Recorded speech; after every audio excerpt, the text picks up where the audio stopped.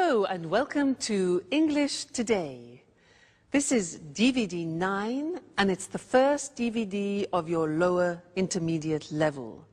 And in this DVD, we'll begin with another 3 episodes of our story, That's Life, followed by our special TV programs where there will be a debate about where to live, the city or the countryside.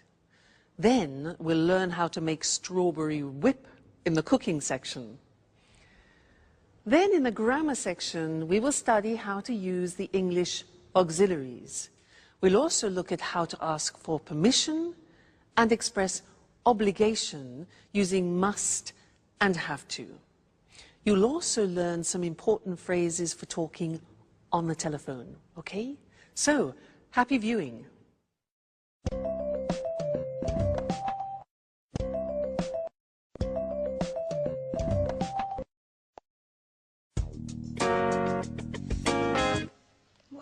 Horrible weather.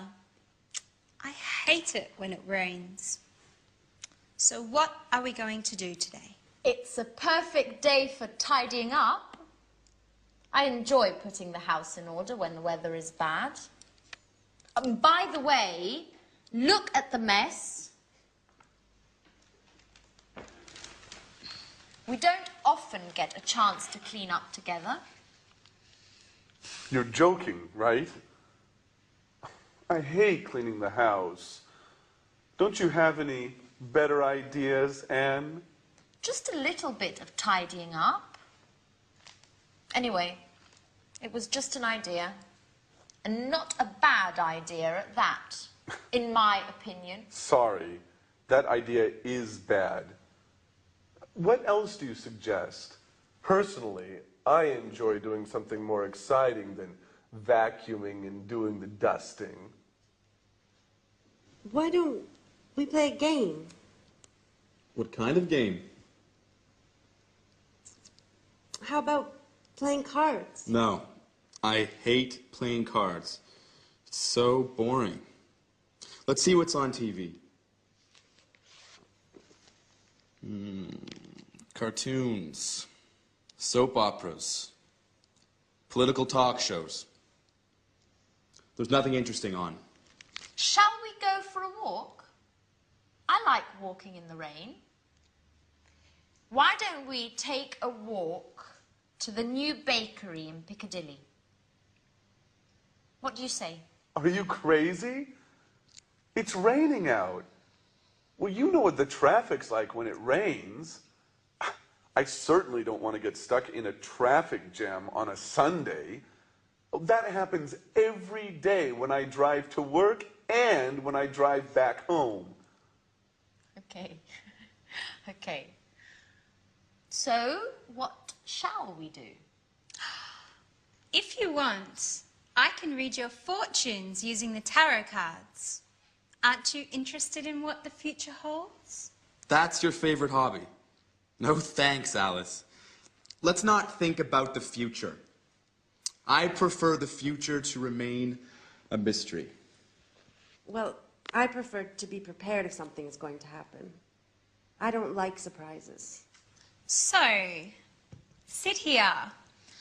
I'll tell you who you are and what your future holds. You know what I like to do on days like this? Nothing. Totally relaxing, doing nothing. I agree with you, Jack. Total relaxation. Now that's a great idea. And maybe eating something nice and tasty. Huh, Anne? Why don't you prepare us one of your lovely lunches? No way, guys. You don't want to go out. You hate cleaning the house. You don't like playing games. So, in other words, you want to do nothing while I have to cook. And do you know what I say? I also enjoy doing nothing. That's what I'm going to do. Watch out, couch. Here I come.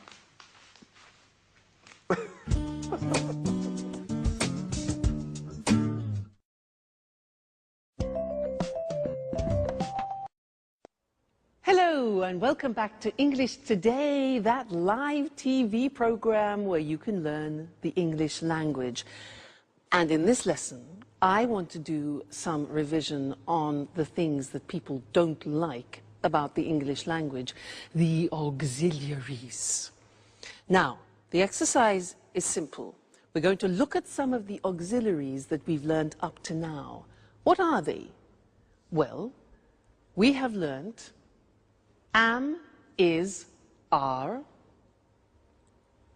do, does, and did.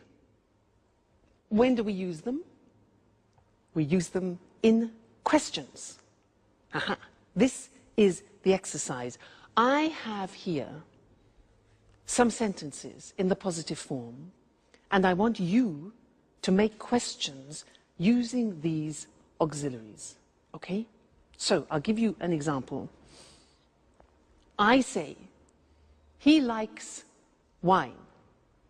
You start the question with what? What? He likes wine. Now, this is the simple present tense. So, which of those auxiliaries do we need? Am, is, are, do, does, or did? Simple present tense. Exactly, we need do or does. Now, I said he likes wine. Third person. So which one? Does. Exactly. Good. So the question is, what does he like? Get the idea?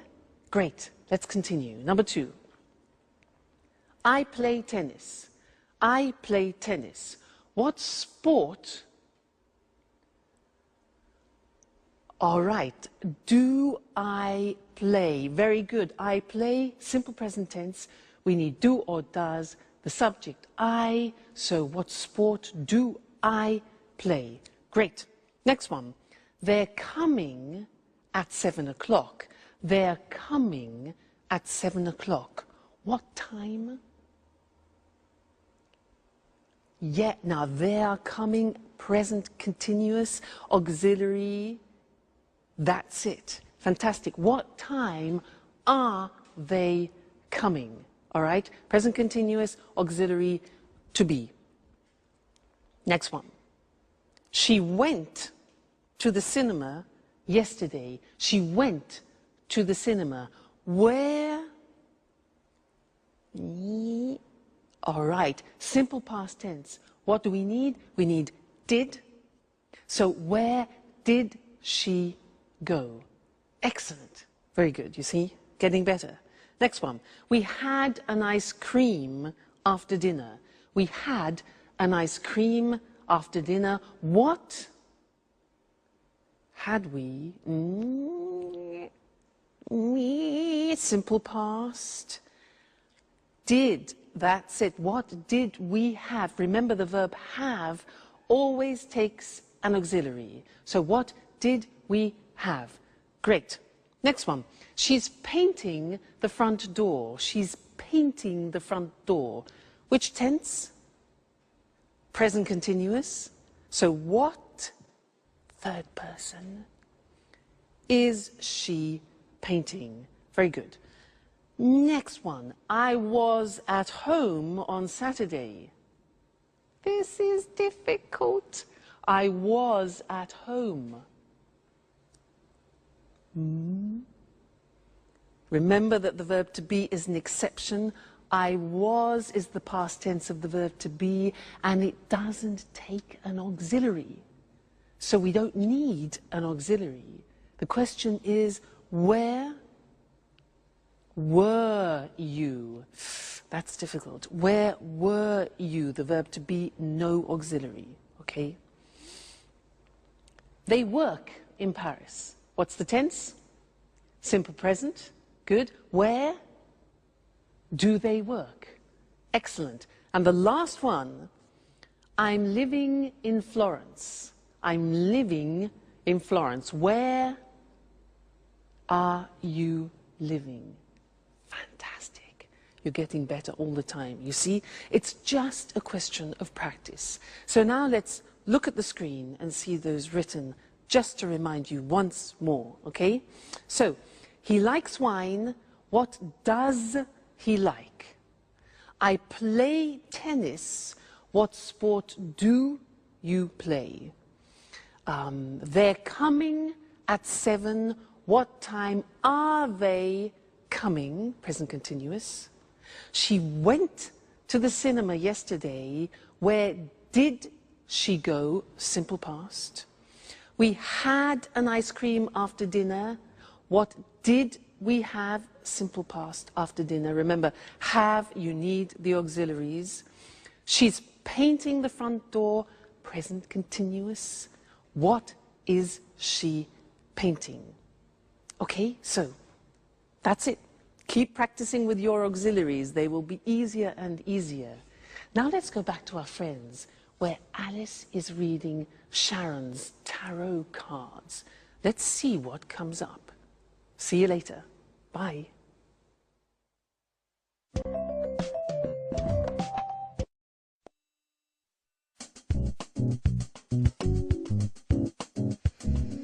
Yeah, I see. You are very shy and sweet-tempered, yet you are somewhat moody, and sometimes it seems you prefer to stay by yourself. Yeah, that's right. Sometimes I enjoy solitude. Just me and my thoughts. Yes, indeed. I see that you are worried about something, but that's not clear. I think it has something to do with a boy, or maybe it has something to do with your job. Yes, maybe you are going to get a new job. Wow. Definitely I like the second option. It's much better. But I don't know. Actually, this card means that love troubles are on their way. Sorry, Peter, but I see the shadow of another boy in your Sharon's heart. Don't be silly, Alice. Tell me more about this job instead. Okay, if you like. So you are very careful in your work, even if it seems you don't like it that much. Yeah, that's right. I like doing things right. If I can't work well, I prefer doing nothing at all. What's more, I'm very punctual. I hate being late. Yes, and you are also very modest. Thanks, Alice. Well, actually, I can't stand people who show off. They make me uneasy. Your tarot cards seem to know me very well. Well, you know, tarot cards never lie. That's why I want to investigate more about this mysterious boy. Come on, darling, they're not always right, are they? Yes, they are. I swear it. They always tell the truth. Oh, come on, girls. Stop it. How can you spend the whole afternoon talking nonsense? Why don't we do something more interesting? Why don't we all stop doing nothing and go out? Look, it has just stopped raining. How about strolling in the park? Yeah, that's a great idea. Let's go.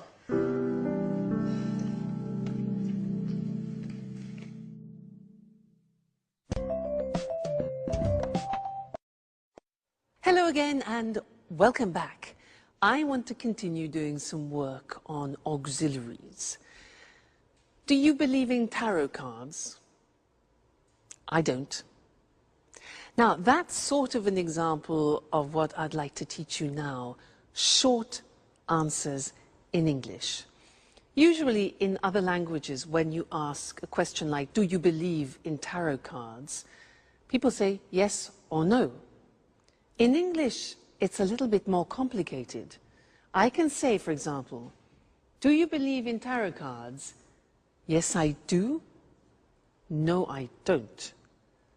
So we take the auxiliary and we repeat it in the positive or the negative. So that's really quite strange. Other languages don't do that. As it's complicated, I want to go to the screen now and we can look at it written. It'll be easier for you. Very common. You'll hear it all the time. So, look at the example. Does he like wine? Instead of just saying yes or no, we take the auxiliary of the question and we say, yes, he does, or no, he doesn't. You see that? We repeat the auxiliary. Very unusual. Do you play tennis? Do is the auxiliary. Yes, I do. No, I don't. The negative, all right? So we always take the auxiliary of the question. Next one. Are they coming at 7 o'clock? We've changed tense. It's the present continuous, the auxiliary to be. So yes, they are, or no, they aren't. Are they coming at 7 o'clock? Yes, they are. No, they aren't. Next. Did she go to the cinema yesterday? Did, simple past. Repeat. Yes, she did. No, she didn't. Okay? Next one. Did you have an ice cream after dinner? Yes, we did. No, we didn't. Is she painting the front door? Is. Yes, she is. No, she isn't. Were you at home on Saturday? Now listen to this. Yes, I was. You take the verb to be and you put it in the correct form. So were you? Yes, I was. No, I wasn't. Okay? Is she in the bathroom? Is. Yes, she is. No, she isn't. Do they work in Paris? Yes, they do. No, they don't. Are you living in Florence? Yes, I am. Verb to be, are you? Yes, I am. No, I'm not. So you see, it's really quite unusual, isn't it? And it's not easy. It's not a spontaneous thing. You have to practice. So, do you understand? Yes, I do. No, I don't. All right, so those are your short answers. Have some fun with them. Keep practicing them. And I'll see you in our next lesson. Okay, bye.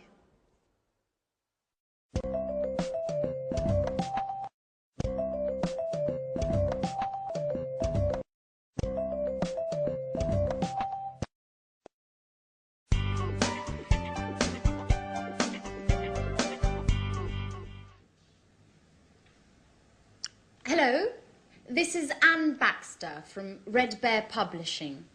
I'm looking for accommodation for an American writer and his agent. They're coming to London in 2 weeks' time. Could you tell me a little bit about your hotel, please? Our clients are used to the very best. Mm-hmm. Mm-hmm.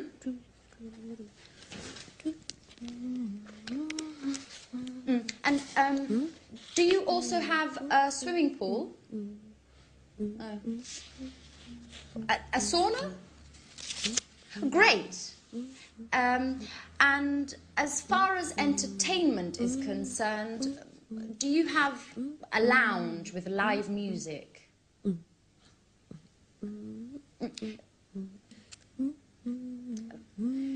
Could you hold a moment, please? Sharon, stop humming, please.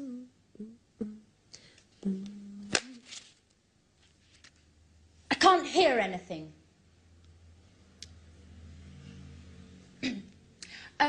Okay, well, thank you very much for your help. I'll let you know as soon as possible. Right. Goodbye.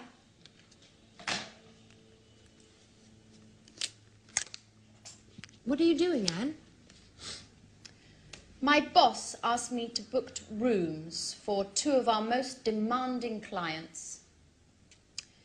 Well, they would like a quiet hotel near our publishing house.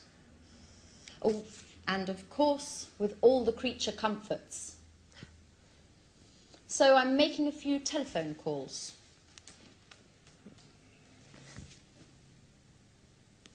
And listen to this song for a moment. It's Ray Charles's last recording. It's fantastic. I've got a lot to do, Sharon.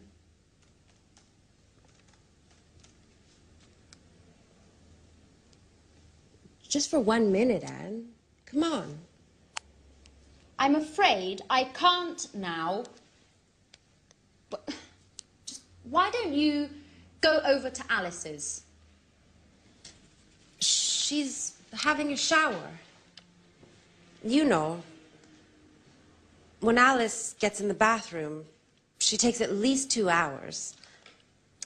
Well, do whatever you want. Just, please, get out of this room.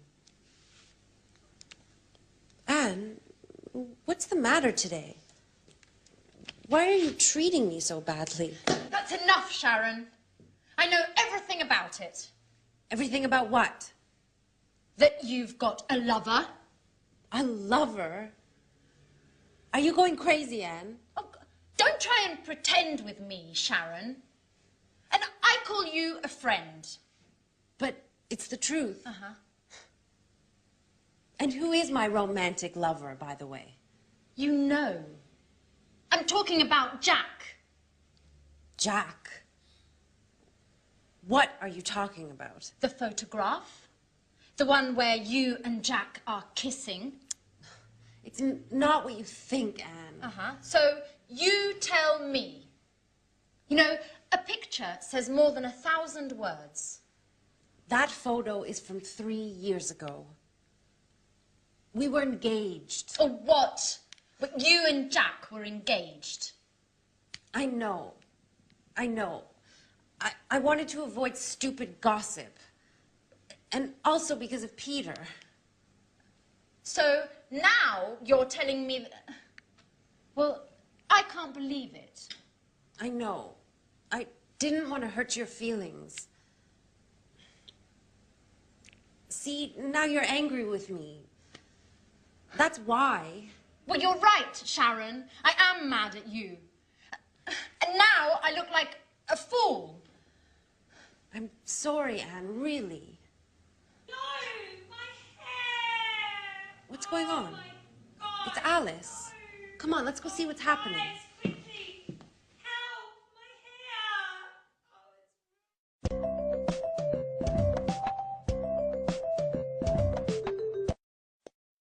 Hello again and welcome back to English Today. Did you see that last episode of That's Life? Poor Anne. Well, sometimes the truth is difficult to hear, isn't it? Yeah. Oh, sorry. Sorry, I forgot to turn my phone off. This live television program. Just one moment. Hello? This is Louise speaking. Pablo, I'm afraid he's not here at the moment. Yes. Well, just one moment. I'll try and find out. Okay. Put it on hold.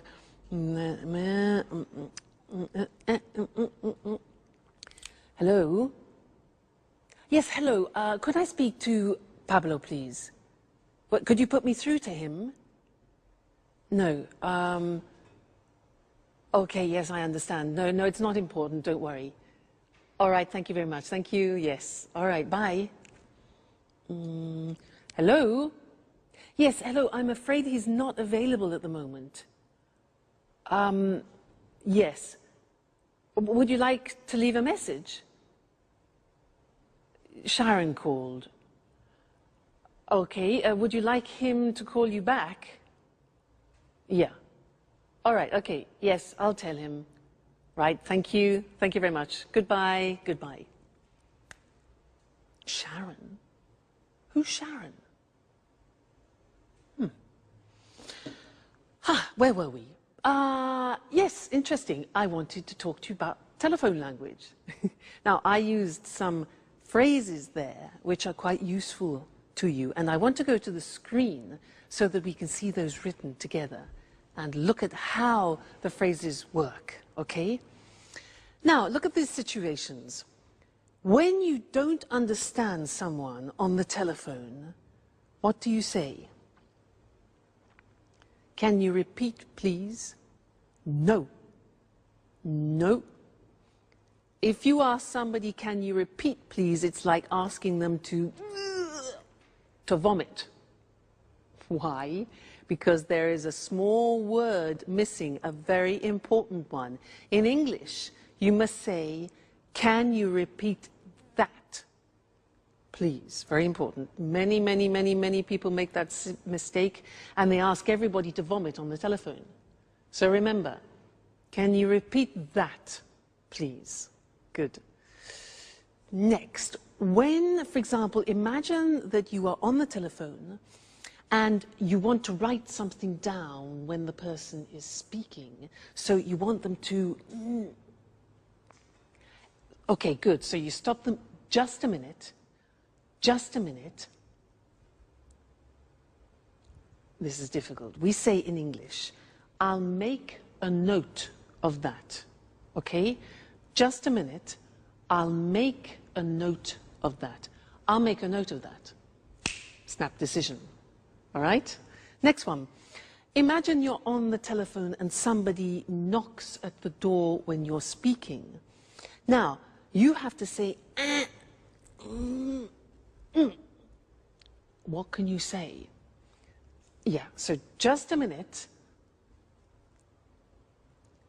We say, I'll be right back. Now that means that you're going somewhere and coming back then quickly. So just a minute, I'll be right back.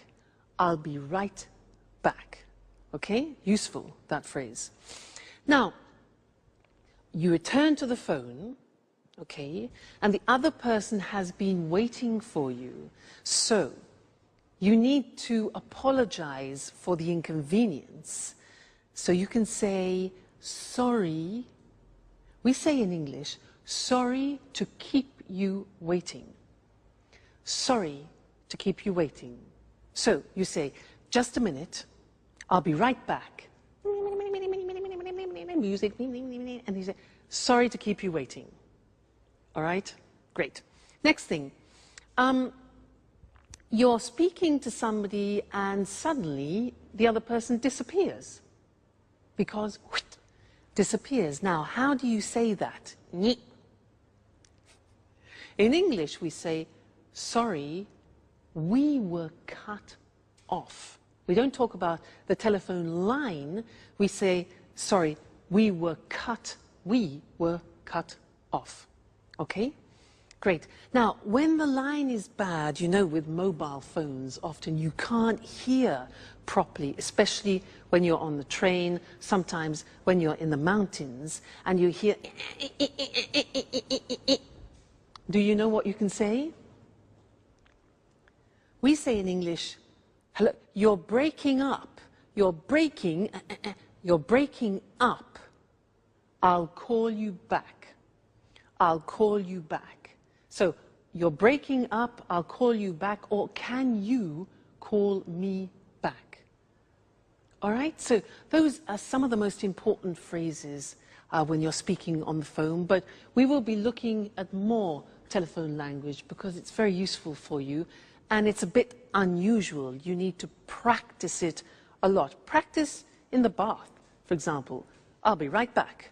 I'll be right back. So that way you don't panic when you answer in English. All right? Great. So I'll see you in the next lesson and we'll look at some more telephone language. Bye.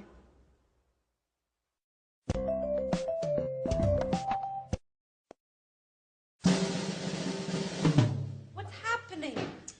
Alice, why are you screaming? My hair! Look!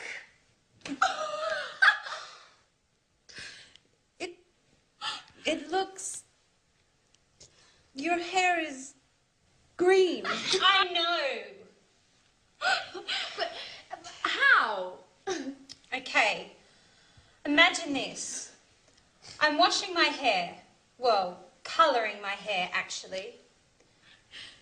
I want to change my look. My mobile rings. It's Tom. He's telling me all about this great party yesterday evening. I'm listening to his story and I don't realise the time flies. More than an hour. It's always the same old story, Alice.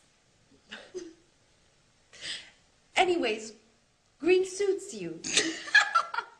It looks very original, very unique, just like you. Well, Alice, don't be offended, but you look like a frog. Thanks, Anne. That's the nicest compliment. What shall I do? Well, why don't you call a hairdresser and make an appointment? And in future, try to avoid changing your look.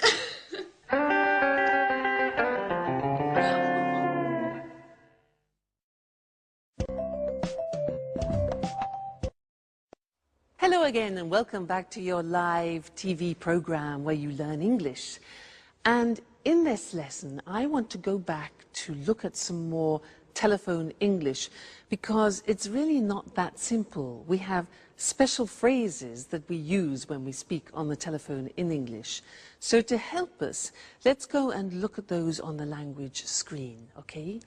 Now the first thing is when you introduce yourself on the telephone, we don't say, I am Louise. We say this. We say, this is Louise, or this is Mr. Smith. Now that's really quite unusual and different to other languages. So, hello, this is Mr. Smith. Or we can say, hello, Tom speaking. Tom speaking, Louise speaking. Okay, so don't say, hello, I'm Louise. We only use that when you do, for example, a sales presentation on the telephone. All right? Good. Then, asking who the other person is, you can say, hello, is that Mr. Jackson? Is that Mr. Jackson? So it's like, this is that Mr. Jackson? Hello, is that Peter speaking? And not, hello, are you Peter? Okay, is that? Good. Now, you want to ask to speak to another person. So what can you say? Well, you can say, hello, I'd like to speak to John, please. I'd like to speak to John. Or you can ask the questions, can I speak? Could I speak?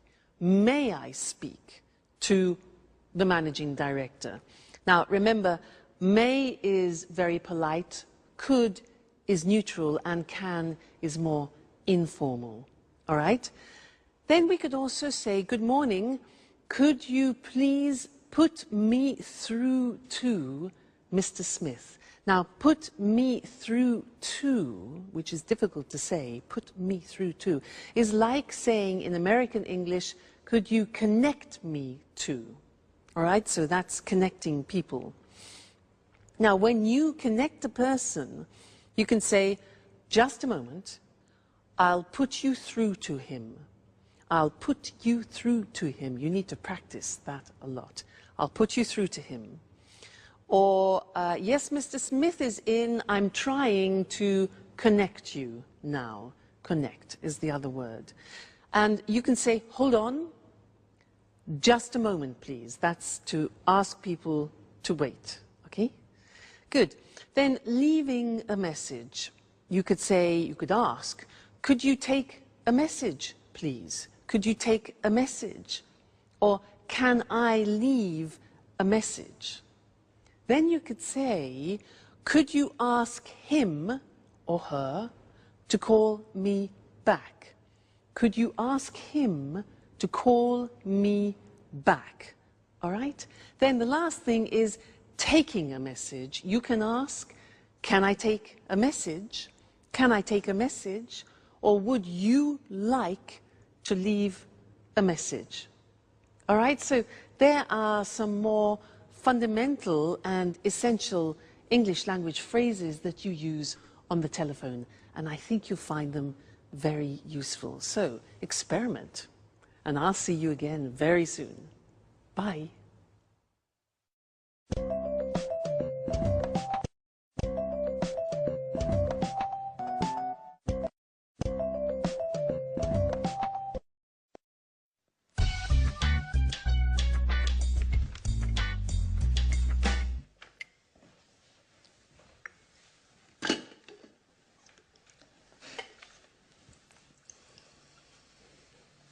Good morning, everybody. Can I ask you a question? Yesterday evening, I got... Sorry, Jack, I can't listen now. I've got to get to work. I have a meeting at 9:30 with my editor, and I'm late. But I only need a minute. It's important. Nothing is more important than this meeting. If I arrive late, my boss will kill me.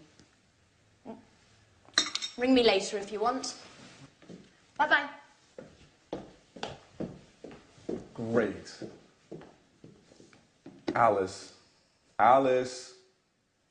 Can I ask you a question?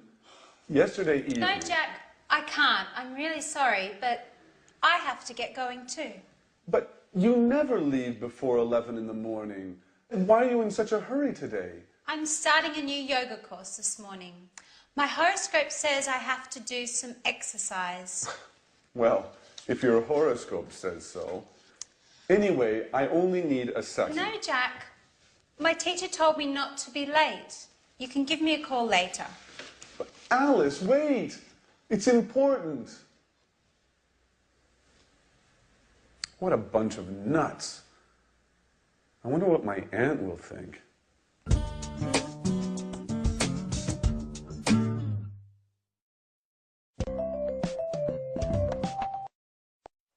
Hi again. Did you hear what Jack said? He said, what a bunch of nuts. Do you know that expression in English? Because nuts has a couple of meanings.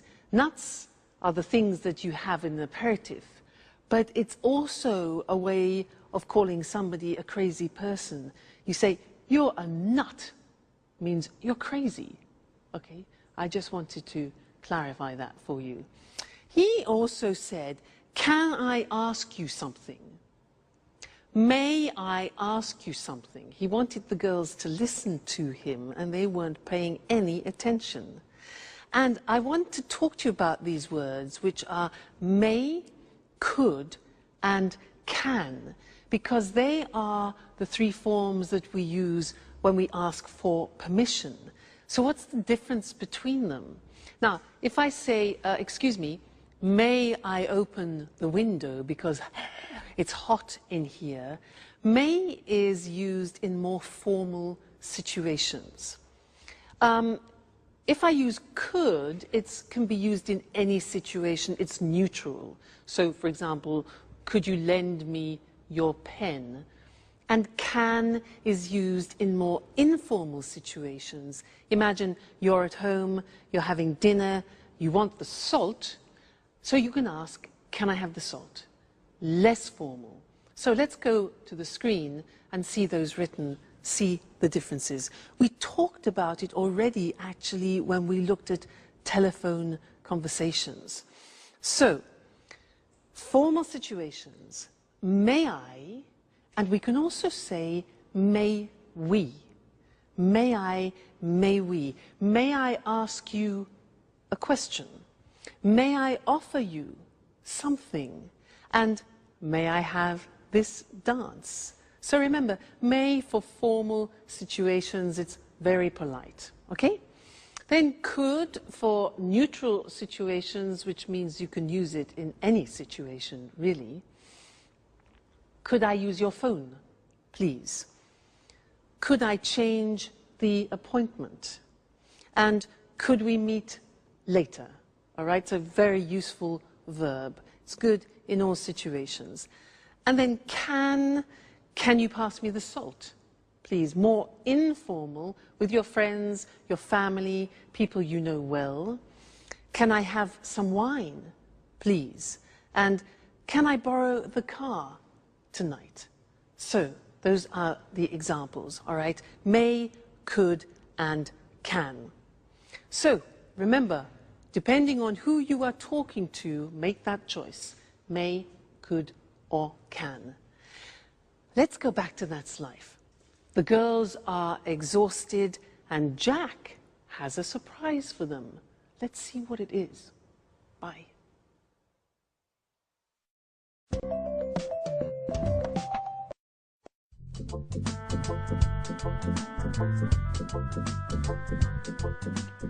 What a day. I'm exhausted. Me too. All of my muscles are killing me. What is there to eat, Anne? Well, we can make a sandwich. That's about it. The fridge is practically empty. Jack, is that you? Who's that with him? Hi, everybody. This is my Aunt Carolina. She came all the way from Bologna to see me. She'd like to see how I'm getting along. Well, good evening. Jack, why didn't you say anything? I should clean up. Look at the mess. Well, everybody was in such a hurry this morning. I tried to telephone you, but your mobile was off. And Alice's mobile just rang and rang. I imagine you left it at home again as usual, Alice. Well, I guess so. Good evening. It's a pleasure to meet you. Well, well, only girls, eh? So, you are Alice. Alice, the interesting one of the house. And you are Anne, the housekeeper. Please, Aunt Carolina. So that's how you describe us. Come on. Aunt Carolina is only joking, right? And this is the wonderful house. Well, yes. But it's usually tidy. It's still very charming. Thank you. May I offer you something? Would you like to have a glass of wine, maybe? Yes, thank you, I would. Alice, could you get a bottle of wine, please? There isn't any wine. Anne, there isn't any wine. There isn't any beer. We have to do the shopping. Oh, well, I'm terribly sorry. It's not usually like this, but today was very busy. Do you know what? Let's go out for dinner. Oh. What do you say, Aunt Carolina? That sounds good to me. Excuse me, do you go out dressed like that? Maybe you should get cleaned up a bit? Yeah, you're absolutely right. Let's get ready to go out on the town. May I ask you a question, Jack? Of course, Aunt Carolina. Shoot. Do you really think it's such a good idea to live together with all these women?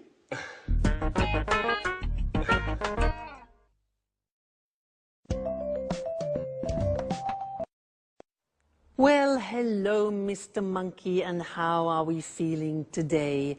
Let's check the thermometer. I know you're not well. Let's have a look. Good.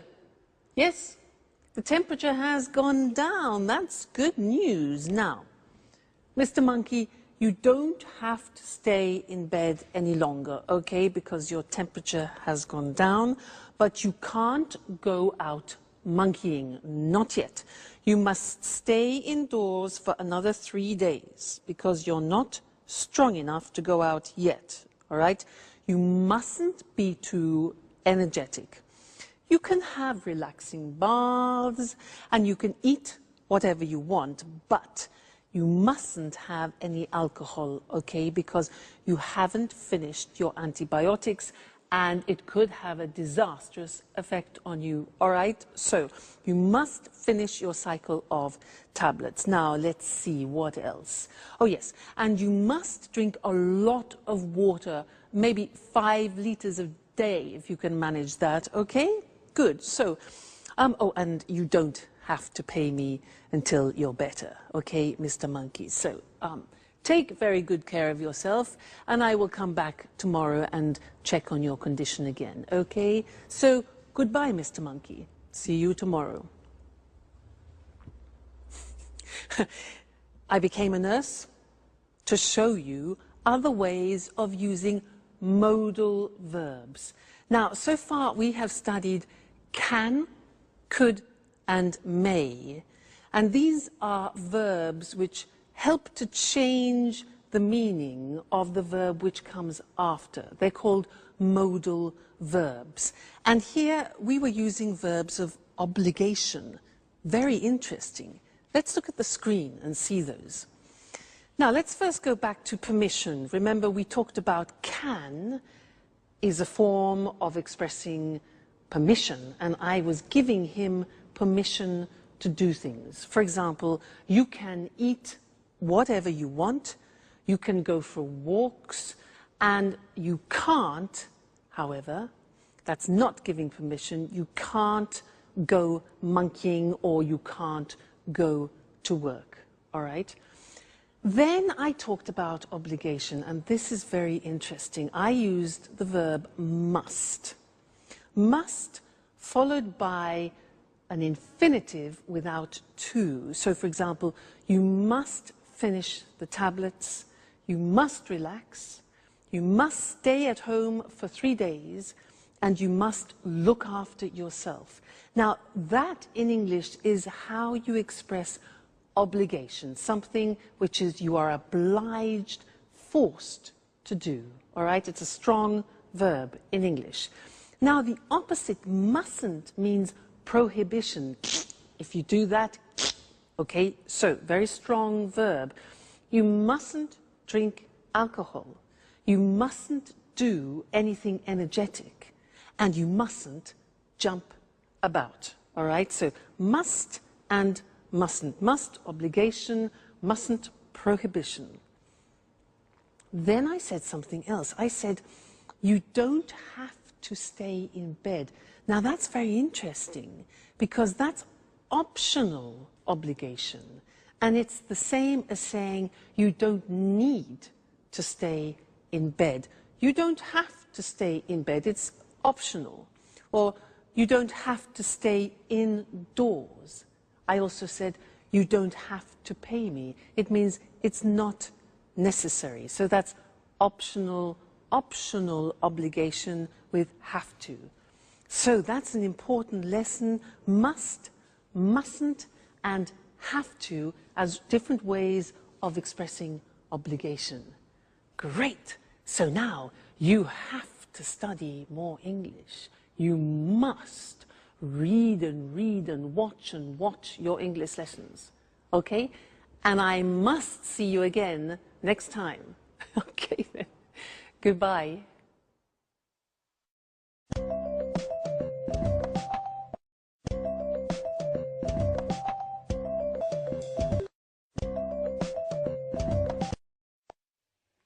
Good evening. Welcome to this week's edition of Let's Talk, our discussion program with our commentators, Tom and Marie. How are you? Fine, Eric. Fine. Good to see you again. Well, did you have a good weekend? Very good, thanks. I relaxed in the country. I have a house there. It's so peaceful. A healthy weekend. And you, Tom? Well, I had a great weekend too. I stayed in the city and it wasn't peaceful. I went out a lot and made some new friends. Sounds like a good weekend to me. So, the same old story. A relaxing, peaceful life in the country compared with an exciting life in the city. Where's the best place to be? In the city or in the country? Let's discuss this more. Sure. I'll convince you that gardening's more interesting than the pollution and chaos of the city. Well, I'm not so sure about that. Last weekend, I went to the cinema, a rock concert and 2 parties. Gardening isn't for me. Really? Your weekend certainly wasn't relaxing. Don't you feel tired? Well, maybe a little, yes, but I love city life. The city offers so many things. It's fantastic. I don't agree with you. Life in the city is too stressful. You rush around all day long. And then there's the traffic and finding a parking space. Walking in the woods is far better than being stuck in traffic jams. I'm really thinking of moving to the country. Well, I don't think I could ever live in the country. I'd die of boredom. It would be a problem for my work, too. You're wrong, Tom. You can work from home. A friend of mine does this. He works from home. He uses the internet for email and virtual meetings. He goes to the office in the city 2 or 3 times a month. He's got 3 children, and life in the country is great for the family.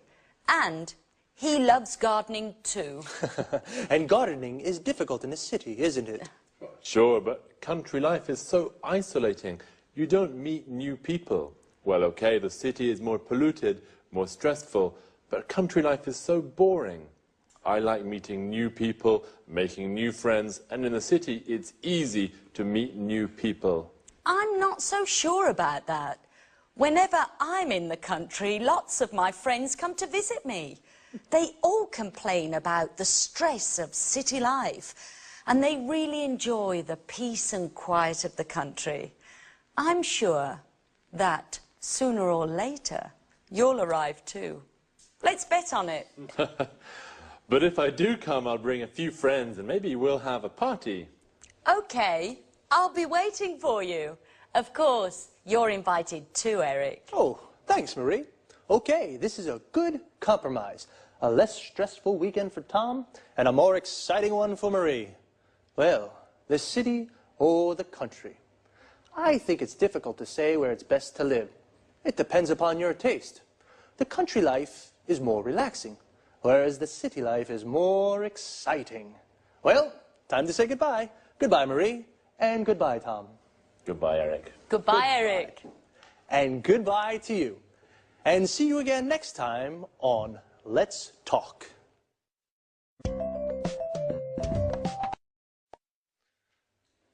Did you notice how we call life in the city, city life, and life in the country, country life? City life is more exciting, but also quite stressful. We say something is stressful when it makes you nervous. The traffic in the city is stressful. Traffic is the word we use for cars, buses, trucks, everything on the roads. When the traffic moves slowly or stops, we say there is a traffic jam. Parking in the city is also stressful. It's often difficult to find a parking space to park your car. Notice the verb is to park, and a place where you can leave your car is called a parking space. Usually in cities, there are car parks. A car park is a big area with lots of parking spaces for many cars. Another problem in the city is the pollution. Pollution is the contamination of the environment. For example, the traffic makes the air dirty. In the country, the air is clean and it's easy to park. But Tom says it's boring to live in the country because there's nothing to do. Boring means that it's not interesting. Marie says it's relaxing to live in the country. Relaxing means it makes you feel relaxed. Notice that often the adjectives we use to describe things, places, or people end with ing.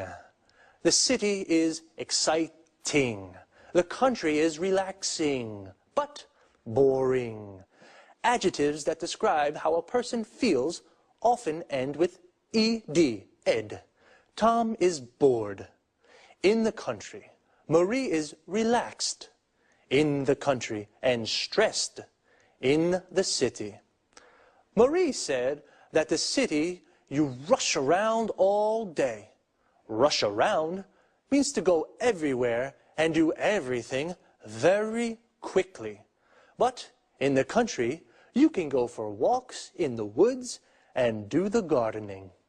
A wood is an area with lots of trees. The gardening is the work you do in your garden, like watering the plants or cutting the grass. Well, see you.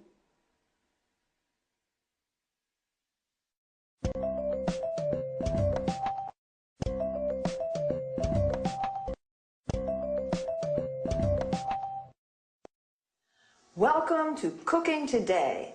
Today I'd like to introduce you to a very special guest, Lisa French. She's the popular author of the bestseller, A PhD in Homemaking.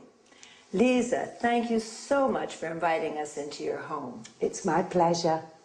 If you're wondering what to make for lunch, if you have to prepare a last-minute dinner, then Lisa's the person to ask for help. Listen, Lisa, I'm having a dinner on Saturday. Could you give me a tip on a quick and tasty dessert? Of course. You can prepare an easy-to-make dish with fresh strawberries. The strawberry season only lasts a few weeks, so it's worthwhile making the best of in-season berries. And it can be made in a jiffy. Oh, strawberries. I absolutely go mad about strawberries. So let's get started. Just the idea of strawberries makes my mouth water. First, wash, drain, and hull strawberries for 4 servings. Then, mash them to a pulp. All of them? No, you have to put aside some good ones for decoration. Okay, then what? Next, whip about half a pint of cream. Then whisk 2 egg whites stiffly and fold into the cream.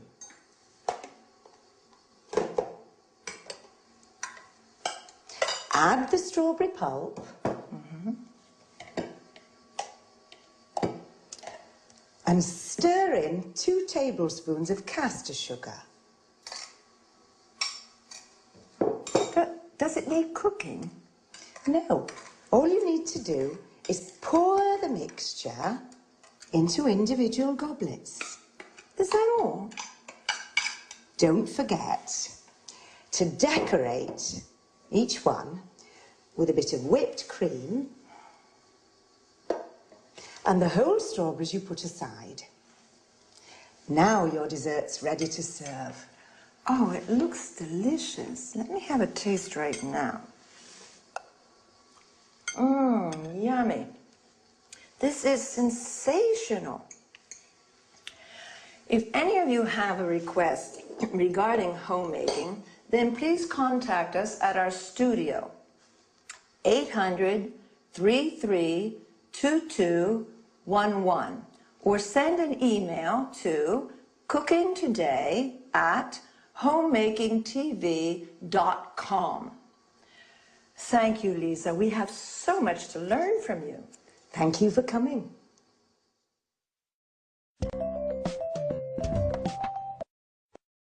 Have you enjoyed the recipe? Well, now let's go over the language used in the interview. First of all, let's explain what a homemaker is. A homemaker is an expert in all matters concerning administration and running of a household, cooking, budgeting, sewing, etc. Lisa used some typical culinary terms. Drain means eliminating excess water from food after washing or boiling. You drain pasta, vegetables, and so on. Hull means removing the inedible parts from the food, like peas, beans, or strawberries. Mash means crushing some food, such as potato or carrots, into a paste. Whip means beating to a fluffy consistency, as in whipping cream. Whisk means whipping, egg whites, for example, to a froth, incorporating air or until firm. We say whisking stiffly. Stir is moving a spoon around a liquid when we add one ingredient to another, and mix them together when we say stir in. Fold in means blending other ingredients to a whipped mixture, stirring gently. Pour means adding a liquid into a mixture or serving tea, coffee, water. Lisa also mentioned a goblet, which is a small cup with stem to serve fruit salad or ice cream. A pint, which is a unit of liquid measure equivalent to 568 milliliters, a UK pint, or 550 milliliters, a US pint. A tablespoon is also used as a unit of measure. In order to express appreciation about food, we say tasty, delicious, yummy, mouth-watering. Lisa said in-season berries to mean fresh fruit. Otherwise, we say out of season, not to be confused with the word seasoning, which means adding salt, pepper, and other spices to food.